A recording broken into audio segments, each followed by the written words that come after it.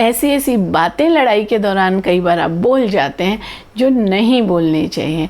तो इनको कंट्रोल करने का एक बहुत आसान तरीका है, अपने सांस को कंट्रोल कर लो। जब कहीं भी दो चीज़ें कनेक्टेड होती हैं, उनमें से एक चीज़ को कंट्रोल करो तो दूसरी अपने आप कंट्रोल में आ जाती है, क्योंकि उसका वजूद नहीं रह जाता। सांस पे कंट्रोल है, मन शांत है, तो गुस्सा आप कभी कर ही नहीं सकते। गुस्से की वजह से लड़ाई नहीं होगी। तो जब भी गुस्सा आने वाला हो, सबसे पहले सांस पे कंट्रोल करो। अगर हो सके तो लेफ़्ट नोज़ से ब्रीदिंग करो। लंबा गहरा सांस लेफ़्ट नाक से लें और लंबा गहरा सांस लेफ़्ट नाक से निकाल दें। लेफ़्ट नोस्ट्रिल ब्रीदिंग करें। अगर ये पॉसिबल नहीं है, आप अपने रूम में अकेले नहीं हैं, अजीब लगेगा ऐसे करना, सिंपली डीप ब्रीदिंग करें, लंबा गहरा सांस लें, जैसे मैं ले रही हूँ अभी, देखें।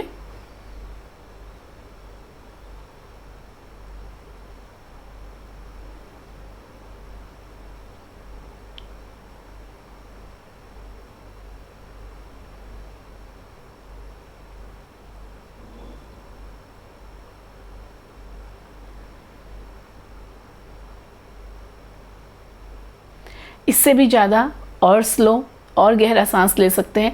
और इस टेक्निक को तो आप सिर्फ टेस्टिंग के लिए ज़रूर करके देखिए, कि मैं कह रही हूँ इसलिए नहीं, मैंने कहा है हमें टेस्ट करना चाहिए कि इन्होंने ठीक बोला कि नहीं बोला, सही है या नहीं है। Just do it for testing. 10 से 15 लंबे गहरे सांस ले लो। सामने कोई गुस्सा कर रहा है, मुंह बंद रखो, चुप हो जाओ और 10 से 15 लंबे गहरे सांस ले लो। 5 भी लोगे, 8 भी लोगे, तो भी आपके अंदर गुस्से को शांत करने वाली सिचुएशन आ जाएगी। और इसके ऊपर तीसरी बम्पर बोनस टेक्निक जो मैं अभी आपको बताने वाली हूँ, वो इन्हीं के साथ में अप्लाई कर सकते हैं। उसके लिए भी आपको रीज़न समझना पड़ेगा। जब भी आपने कभी देखा है, आप मेडिटेशन करते हैं या मेडिटेशन कोई सिखाता है, तो आपको हमेशा मेडिटेशन के पोज में ये मुद्राएं आप करते हैं, ऐसे करके हैंड मुद्रास कर लेते हैं। सो ये हैंड मुद्रास करने के पीछे कोई पर्पज़ है क्या?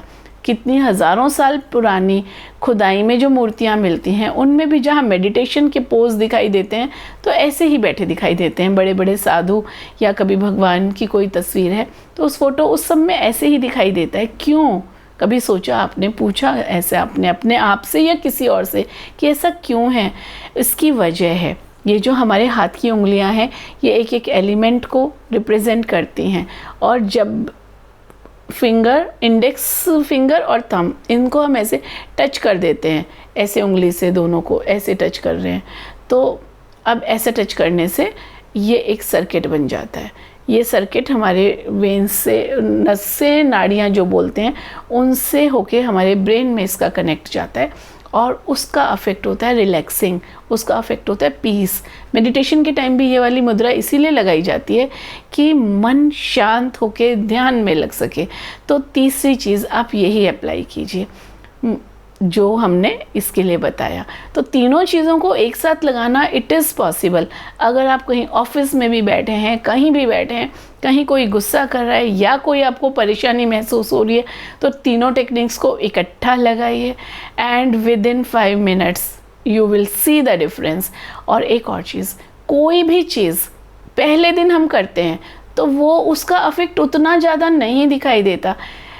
प्रैक्टिस, प्रैक्टिस एंड प्रैक्टिस, कोशिश करते हैं, धीरे धीरे करते हैं। अगर रेगुलर कोई भी चीज़ 21 दिन तक करते हैं तो उसका अफेक्ट बहुत अच्छा दिखाई देने लगता है। और अगर हम 66 डेज़ तक कोई भी चीज़ करने की कोशिश करते हैं तो वो हमारी आदतों में शामिल हो जाती है कि कहीं कुछ हो रहा होगा तो आप अपने मन को ऐसे शांत कर सकते हैं। और भी बहुत सारी चीज़ें हैं, बट अगर आपको इनसे बेनिफिट हुआ और आपने मुझे कमेंट्स में शेयर किया you want more techniques for mental peace and शांति के लिए और भी कुछ चाहिए, only then I will make a video for those techniques. तो आपको लिख के बताना पड़ेगा इन दोनों वीडियोस से आपको क्या बेनिफिट हुआ, कितने इंसिडेंसेस में आपने अपना गुस्सा कंट्रोल कर लिया।